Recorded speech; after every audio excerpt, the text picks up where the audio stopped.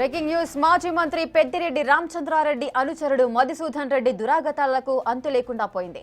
తమ భూములను దౌర్జన్యంగా ఆక్రమించారని చిత్తూరు జిల్లా రామిరెడ్డిగారిపల్లికి చెందిన రైతులు ఆరోపిస్తున్నారు.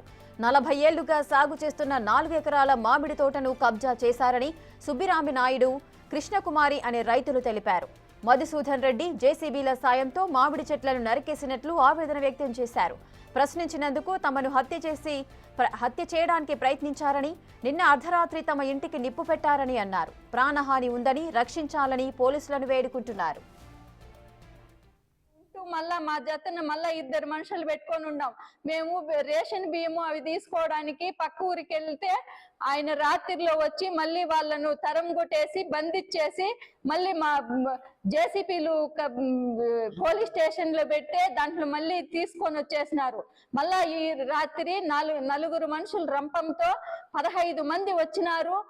రాత్రిలో వచ్చి వాళ్ళను 12 గంటలకు ఫోన్ చేసి బెదిరించి వాళ్ళను ఫోన్ తీసుకొని వాళ్ళ చేతలో మళ్ళీ దాంట్లో రంపంతో అట్టే కోసేశారు. అన్ని కిలబడిపోయినాయి మా చెట్లన్నీ.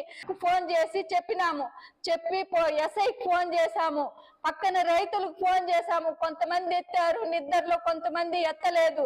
మళ్ళీ అందరూ వచ్చినారు, మమ్మల్ని రక్షించినారు. తలుపు పగలు కొట్టి ఆ మంట వెల్లో నుండి బయటికి తీశారు.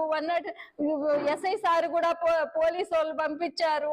అవన్నీ ఇంటి ముందరంతా ధ్వంసం చేసేసి, ఇల్లంతా ధ్వంసం చేసేసి మాకు భయభ్రాంతులతో ఉండాము. మాకు రక్షణ కావాలి, మేము ఉండలేకపోతున్నాము, మాకు న్యాయం చేయండి. మాకు ఉండేది అదే పొలము. మధుసూదన్ రెడ్డి అని ఆయనకు బలమైన సపోర్ట్లు ఉన్నాయి. ఆయన 3 ఏళ్లప్పుడే ఆయన పట్టాలన్నీ తీసుకున్నాడు. 22